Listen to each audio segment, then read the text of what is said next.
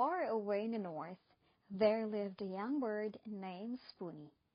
Spoony was a black-faced spoonbill. He was very handsome.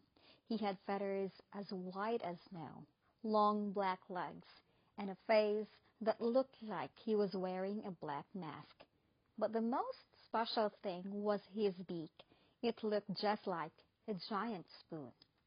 One day, the cold wind began to blow. "No!" Spoony shivered. "My toes are freezing. The water is turning to ice. I cannot catch any fish." His mother said gently, "Don't worry, Spoony. It is time to fly south. We are going to Algo wetland in Jai." "Is it far?" asked Spoony. "Yes," said his mother, "but the people there are friendly, and the food is delicious." So Spoony spread his wide wings. Flop, flop, flop. He flew over high mountains. He flew over busy cities. He flew across a deep blue ocean. He flew for thousands of miles without stopping. Finally, he looked down. He saw green trees and shiny water. "Look!" cried Spoony. "It is dry." He landed softly in the shallow water. Splash! The water was cool, not freezing. The mud was soft. Spoony was hungry. He put his beak into the water. Swish, swish, swish, snap! He caught a yummy fish. Delicious! Suddenly, he heard a tiny voice. "Hey!